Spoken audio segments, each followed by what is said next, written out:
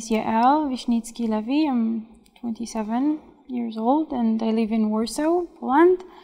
Work here. I moved here from Tel Aviv, where I grew up almost 2 years ago.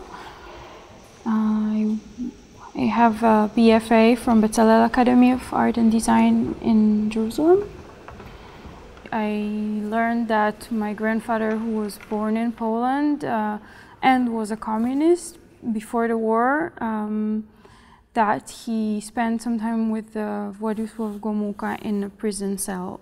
Somehow I wanted to imagine it and to kind of like bringing back to life. So that's somehow the starting point. The second starting point for the project was it happened about the time that I moved to Poland, and at the same time I arrived here for another residency as an American Israeli citizen, and I took this opportunity to apply for a Polish citizen based on my Polish roots, which was my grandfather.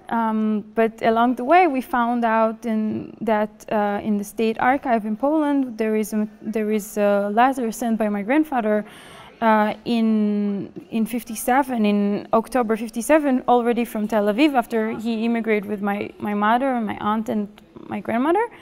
And in this letter, he wrote in Polish, of course, that he asked to come back to Poland to raise his daughter in a socialist country, which I find it actually now very funny, because I found out about this letter when I already moved back to Poland. Poland is not a socialist country anymore. I'm here, so it's somehow ironic. But yeah, so it made me think a lot about when I translated the letter from Polish, and I've learned what he wrote, that he was writing there that he was part of KPP, a Communist Party of Poland before the war, and that he was sentenced for 3 years in prison in 1936. So he was sharing this information with the public, with the embassy of Poland in Tel Aviv.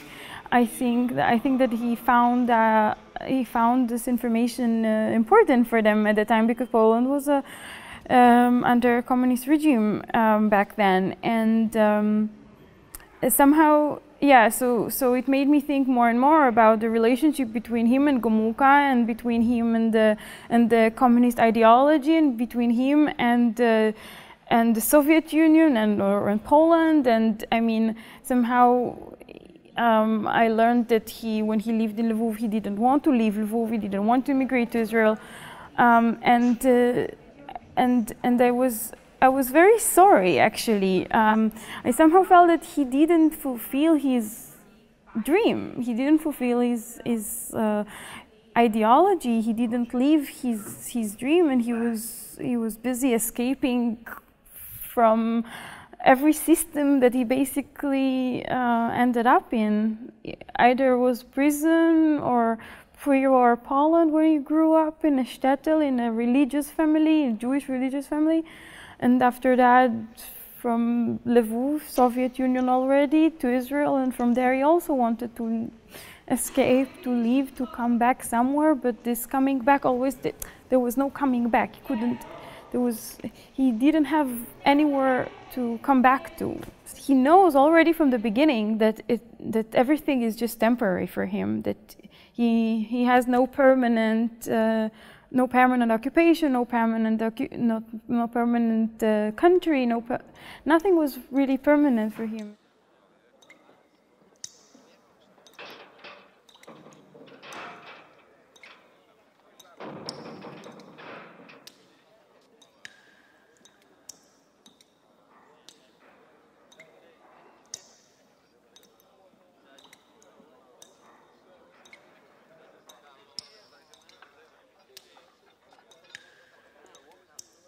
Shadow theater, again, it was a visual idea that came before I would say the concept.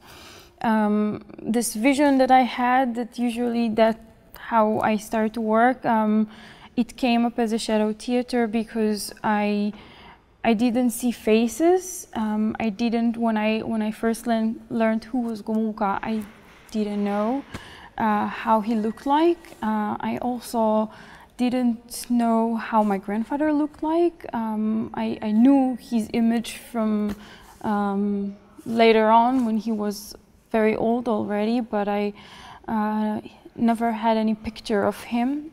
So it was very hard for me to imagine these characters as people, but I've seen them as shadows, and also imagining them in a very small and closed space was somehow like as a viewer from the outside, and not as I see a regular theater show or a film. I've seen shadows, and I've seen shadows moving on the wall, as if they were somehow like these flat characters, this caricature of themselves almost. So that was very clear to me that I wanted to reenact it this way.